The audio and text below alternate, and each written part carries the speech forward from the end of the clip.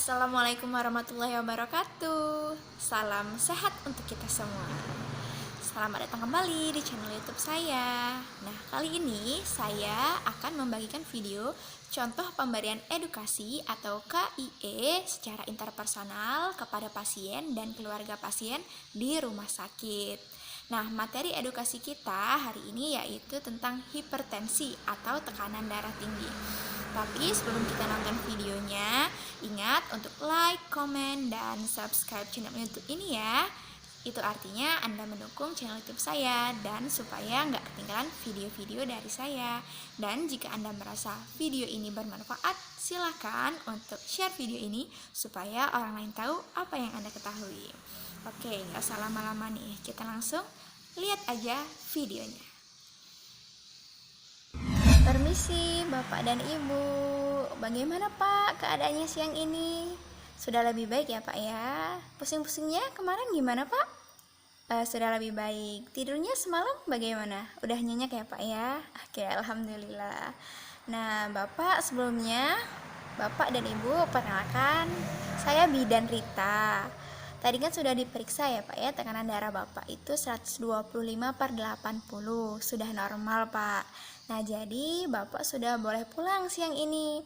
Namun sebelum Bapak dan Ibu pulang, saya mohon waktunya untuk memberikan edukasi atau informasi mengenai tekanan darah tinggi atau hipertensi yang sebelumnya Bapak derita ya Pak ya. Nah, tujuannya yaitu supaya Bapak dan Ibu bisa melakukan perawatan sendiri di rumah sehingga tekanan darahnya stabil. Saya mohon waktunya 10 menit aja, Pak. 10 menit aja ya, Bu ya. Boleh ya, Pak ya? Boleh ya, Bu ya? Boleh. Oke. Nah, Ibu dan Bapak, mengapa saya harus memberikan informasi ini? Karena penyakit tekanan darah tinggi itu merupakan penyakit yang serius, Pak. Sangat-sangat berbahaya loh, Pak. Sangat-sangat berbahaya, Bu. Karena tekanan darah tinggi ini disebut juga the silent killer, atau dalam bahasa Indonesia itu adalah pembunuh diam-diam karena sering tidak menimbulkan gejala. Oleh sebab itu, penyakit tekanan darah tinggi ini memerlukan perhatian khusus, membutuhkan perawatan rutin di rumah agar tekanan darahnya stabil dan tidak tinggi lagi, sehingga Bapak bisa terhindar dari komplikasi-komplikasi yang serius. Nah, penyakit hipertensi atau tekanan darah tinggi ini adalah suatu keadaan di mana tekanan darah sistolik itu lebih dari atau sama dengan 140 dan tekanan diastoliknya itu lebih dari atau sama dengan 90. Intinya, dikatakan hipertensi itu atau tekanan darahnya tinggi bila tekanan darahnya itu lebih dari atau sama dengan 140/90. Seperti Bapak kemarin kan waktu pertama masuk rumah sakit tekanan darahnya 200/120 ya Pak ya. Nah, itu sudah termasuk tekanan darah tinggi atau hipertensi. Yang harusnya nih, normalnya tekanan darah itu di bawah 140/90. Contohnya 130/80, 120/80 itu dikatakan normal ya Pak ya. Ya Bu. Nah, mengapa kita harus menjaga tekanan darah kita selalu normal? Itu karena Pak, Bu, semakin tinggi tekanan darah seseorang, maka akan semakin tinggi pula resiko terjadinya kerusakan pada jantung dan pembuluh darah besar lainnya, seperti pada ginjal dan otak. Yang tadinya penyakitnya hanya tekanan darah tinggi, kalau tidak terkontrol nih bisa menyebabkan penyakit jantung, penyakit ginjal, dan stroke. Nah, Bapak dan Ibu pasti sudah tahu kan, mungkin ada tetangganya atau saudaranya yang tubuhnya mati sebelah nih, tidak bisa digerakkan, ya kan? Nah, itu namanya stroke, Pak, Bu.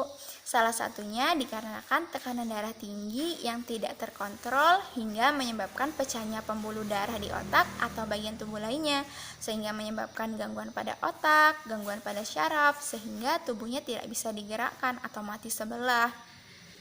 Nah, dan masih banyak lagi komplikasi yang dapat terjadi apabila tekanan darah tidak terkontrol. Contohnya nih, akibat tekanan darahnya terlalu tinggi bisa menyebabkan kerusakan pada retina. Kemudian juga dapat menyebabkan penyakit-penyakit pembuluh darah tepi lainnya.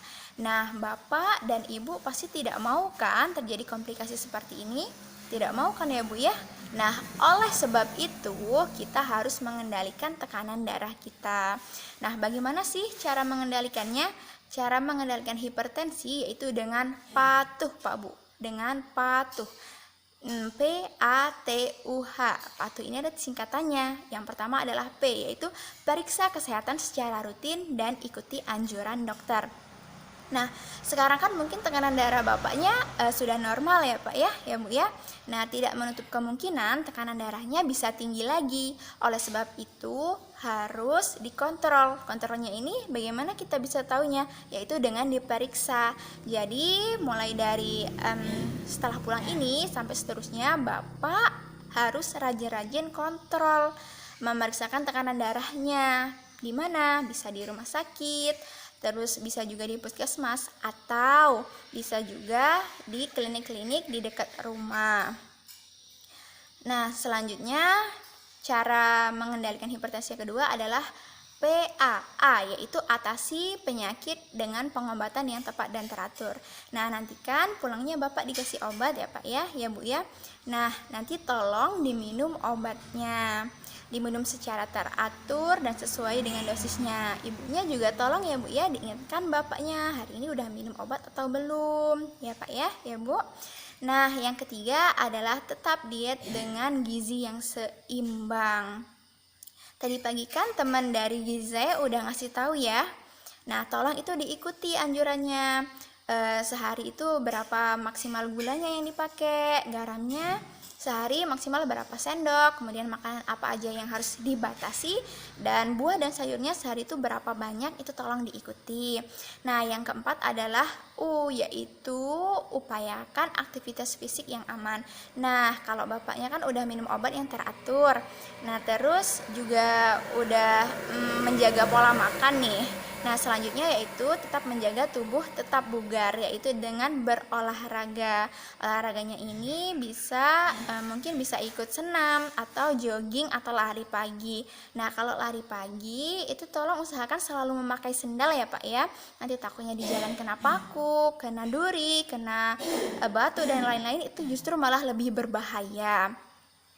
Nah, selanjutnya yang kelima adalah H. Dari patuh tadi adalah H, yaitu hindari asap rokok dan alkohol ya Pak ya Bu. Bapak merokok Pak? Enggak, alhamdulillah enggak.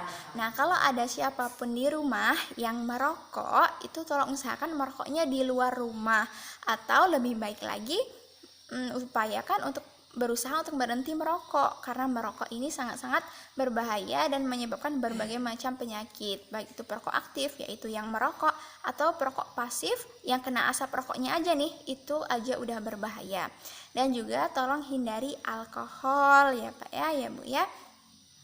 Nah, kalau Bapak dan Ibu sudah menerapkan patuh tadi, insya Allah tekanan darahnya akan stabil dan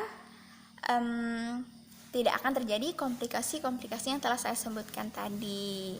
Nah, itu aja nih Pak cara mengendalikan hipertensinya tadi, yaitu dengan patuh. Dengan apa Bu? Dengan patuh ya Bu ya. Oke, sebelumnya ada yang ingin ditanyakan?